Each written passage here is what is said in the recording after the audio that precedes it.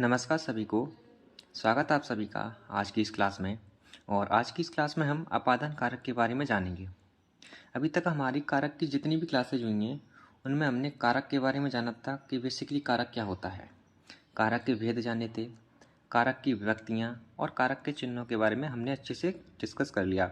साथ ही साथ हमने कर्ता कारक, कर्म कारक, करण कारक और संप्रदान कारक को भी अच्छे से समझ लिया है। और आज हम जानेंगे अपादान कारक। अपादान कारक से कितने प्रकार के प्रश्न पूछे जा सकते हैं वो हम आज की क्लास में डिस्कस कर लेंगे, ठीक है। तो चलिए शुरू करते हैं। अपादान कारक। अपादान कारक में पंचमी विभक्ति होती है। कौन सी विभक्ति होती है? पंचमी विभक्ति होती है अपादान कारक में, ठीक है।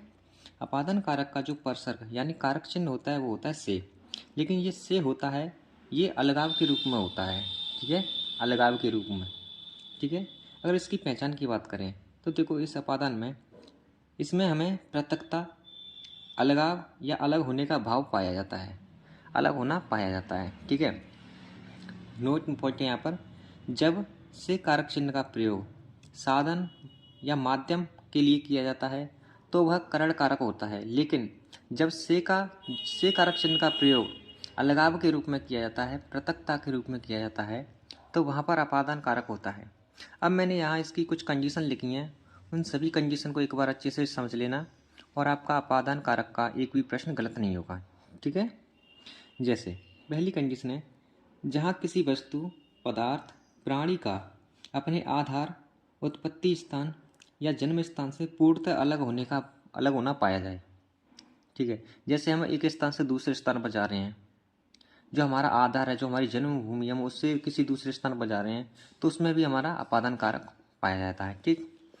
अगला पॉइंट है, जिससे डर लगे, जिससे डर लगे, जिससे रक्षा की जाए, जिससे प्रेम किया जाए, जिससे शर्माया जाए या लज्जाया जाए, ठीक है, जिससे विद्या ग्रहण की जाए, जिससे संस्कार सीखे जाएं, जिस तिथि, दिन, महीने, वर्ष से कार्य का आरंभ होना पाया जाए, तो इन सारी कंडीशन में इन कंडीशन में अपादान कारक होता है। ये बात अच्छे से समझ लेना, ठीक है। अब आइए इसके एग्जाम्पल मैं आपको बताता हूँ और एग्जाम्पल के थ्रू इस अपादान कारक को उड़ाते हैं, ठीक। देखो मैंने हर एक कारक में एक एग्जाम्पल लिया है कि राम ने रावण को अयोध्या से जाकर मारा था। करण कारक में क्या था? वहाँ पर साधन था कि राम ने रावण को बाण से मारा। संप्रदान कारक में क्या था? राम ने रावण को सीता के लिए मारा। वहाँ क्या था? सीता के लिए। क्रिया किसके लिए की जा रही थी? सीता के लिए। लेकिन यहाँ क्या है? यहाँ राम ने रावण को मारा, कहाँ से जाकर मारा? अयोध्या से जाकर मारा। यानी वो अपने जन्म स्थान से, यानी वो एक स्थान से दूसरे स्थान पर पहुँच गए, यानी उन्होंने अपना एक स्थान छोड़ दिया। यानी यहाँ पर अलगाव का भाव हो रहा है कि नहीं? अलगाव हो रहा है, यानी वो एक स्थान से दूसरे स्थान पर जा रहे हैं तो एक स्थान से अलग हो रहे हैं कि नहीं हो रहे? हो रहे हैं ना। तो इसमें अपादान कारक है। जब हम एक स्थान से दूसरे स्थान पर जाते हैं तो हमें एक स्थान छोड़ना होता है और छोड़ने को ही अलग कहते हैं, ठीक। जैसे बंदर छत से कूद गया, यानी बंदर छत से कूद गया, बंदर छत से कूद गया यानी वो छत से अलग हो गया। आप इसकी पहचान ऐसे भी कर सकते हैं, इसका कारक चिन्ह क्या होता है? से। और से जो होता है वो अलग के रूप में आता है, किसी वस्तु का किसी स्थान से अलग होना। जैसे बंदर छत से अलग हो गया, छत से कूदेगा तो अलग होगा ना, ज़मीन पर आएगा, पहले छत पर था अब ज़मीन पर आ गया। ऐसे ही मोहन घोड़े से गिर गया, मोहन पहले घोड़े पर था लेकिन अब घोड़े से गिरकर कहाँ गया? ज़मीन पर आ गया, तो वो घोड़े से अलग हो गया और ज़मीन पर आ गया, ठीक है। आप ऐसे भी पहचान सकते हैं, इसका कारक चिन्ह होता है से, ठीक है। पेड़ से पत्ते गिरते हैं, जब पेड़ से पत्ते गिरते हैं तो पेड़ से पत्ते अलग होते हैं और अलग के ही रूप में आता है अपादान कारक, ठीक है। चूहा बिल से बाहर आ गया, पहले चूहा अंदर था लेकिन अब बाहर आया है तो अंदर की जगह छोड़नी होगी उसे, तो बिल से बाहर आया, ठीक है, वो पहली अपनी स्थिति से अलग हो गया। वह अपने घर से बाहर खड़ा होगा, वह अपने घर से बाहर खड़ा होगा, घर से बाहर खड़ा होगा का मतलब है वो घर से अलग हो गया, ठीक है। गंगा हिमालय से निकलती है, ये बहुत ही इंपॉर्टेंट एग्जाम्पल है, ये बार बार परीक्षा में पूछा जाता है। गंगा हिमालय से निकलती है, इसमें इसमें कौन सा कारक है? तो गंगा जब हिमालय से निकलती है, गंगा हिमालय से निकलती है ना, तो जब एक स्थान से दूसरे स्थान पर जा रही है यानी निकल रही है तो वहाँ पर अपादान कारक होगा, ठीक है।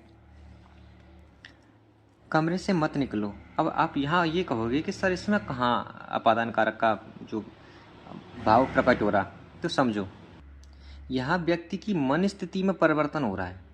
जैसे आप एक कमरे में आप सोच रहे हैं कि मैं इस कमरे से बाहर जाऊंगा, आप मन ही मन सोच रहे हैं, और मुझे पता चल जाए कि आप जो हैं इस कमरे से बाहर जाना चाहते हैं, तो मैं आपकी मन स्थिति को रोक दूंगा, मन स्थिति को अलग कर दूंगा। मैं आपसे कह दूंगा कि आप कमरे से बाहर मत जाइए। तो जो आपकी पहले मन स्थिति थी वो अब अलग हो गई कि नहीं हो गई? मेरे मना करने से कि आप बाहर मत जाइए, आप सोच रहे थे कि मुझे बाहर जाना है, मैंने कह दिया आप बाहर मत जाइए, तो आपकी मन स्थिति में एक मन स्थिति अलग हो गई।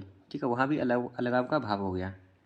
दुष्टों से दूर रहो, दुष्टों से दूर रहो, इसमें भी अपादान कारक है। अब आइए इसके कुछ और एग्जाम्पल लेते हैं। जैसे लड़कियां चूहों से डरती हैं, लड़कियां चूहों से डरती हैं, इसमें भी अपादान कारक है। आप मेरी शेर से रक्षा करो, शेर से रक्षा करो, इसमें भी अपादान कारक है। शहर की लड़कियां कुत्तों से प्रेम करती हैं, इसमें भी अपादान कारक है। राधा अपने ससुर से लज जाती है, इसमें भी अपादान कारक है। बच्चे अपरिचितों से शर्माते हैं, इसमें भी अपादान कारक। अर्जुन ने द्रोणाचार्य से विद्या ग्रहण की। अभी मैंने इसकी अपादान कारक की जितनी सारी कंडीशन बताई थी वो सभी की सभी कंडीशन अप्लाई हो रही हैं। ठीक है, हम माता पिता से संस्कार सीखते हैं। भारत पाकिस्तान का क्रिकेट मैच 24/8/2023 दिन गुरुवार से आरंभ हुआ। ठीक है, ये कुछ SW है, चलो मैं करा ही देता हूँ। जैसे नदी सागर में मिलती है, इसमें भी अपादान कारक है। आप ये कहेंगे कि इसमें अलगाव का भाव नहीं हो रहा, तो मेरे भाई सुनो, जब नदी किसी स्थान से निकलती है, जब नदी किसी स्थान से निकलती तभी तो सागर में मिलती है, समझे। पप्पू से गुड्डू छोटा है, यहाँ पर तुलना हो रही है, और जब भी किसी व्यक्ति की किसी दूसरे व्यक्ति से तुलना की जाए तो वहाँ भी अपादान कारक होता है।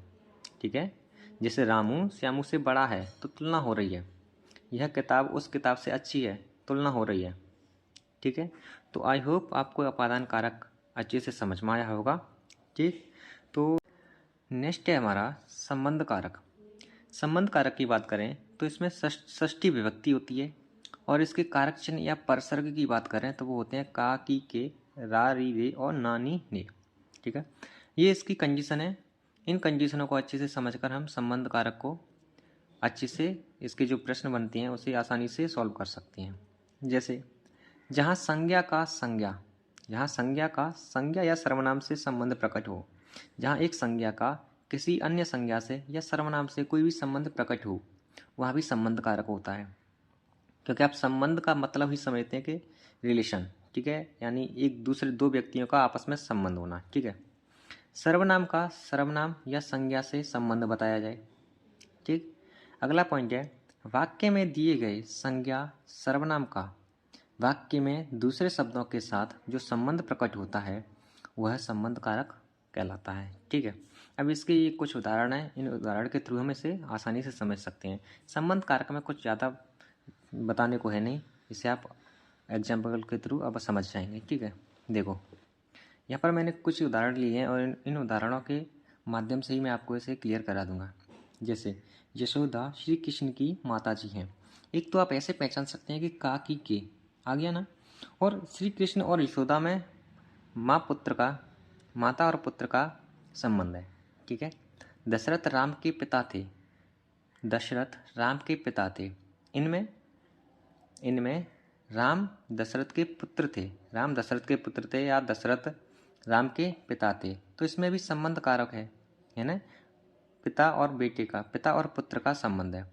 यह मेरा भाई है, यह मेरा भाई है, तो यहाँ भी यह मेरा भाई है। यहाँ काकी के आपको दिखाई नहीं देगा, लेकिन आप ये तो समझ सकते हैं कि यह मेरा भाई है, तो हम दोनों में संबंध हुआ।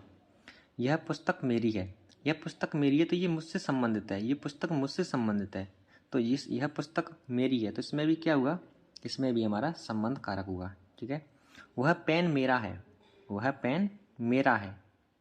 ठीक, तो पेन मेरा है तो वो पेन मुझसे संबंधित है। ठीक है, इसमें भी संबंध कारक हुआ। अब आप ये कहेंगे कि आप ये एरो ऐसे कैसे लगाएं, तो समझो मैंने कहा था जहाँ संज्ञा का किसी संज्ञा से या सर्वनाम से, देखो एक संज्ञा है, इस संज्ञा से संबंध है, ये संज्ञा इस संज्ञा से संबंधित है, ये सर्वनाम है, ये सर्वनाम से भी संबंधित है और इससे भी संबंधित, ठीक है। वह पुस्तक, पुस्तक क्या है, एक संज्ञा है, और वह ये सर्वनाम है, और ये सर्वनाम इस सर्वनाम से संबंधित है, ठीक है। मोहन के कपड़े कहाँ हैं, मोहन के कपड़े कहाँ हैं, इस वाक्य में भी हमारा संबंध कारक है। मोहन के कपड़े कहाँ हैं, इस वाक्य में हमारा संबंध कारक है, क्योंकि जो कपड़े हैं वो मोहन से संबंधित हैं, यानी मोहन के कपड़े हैं।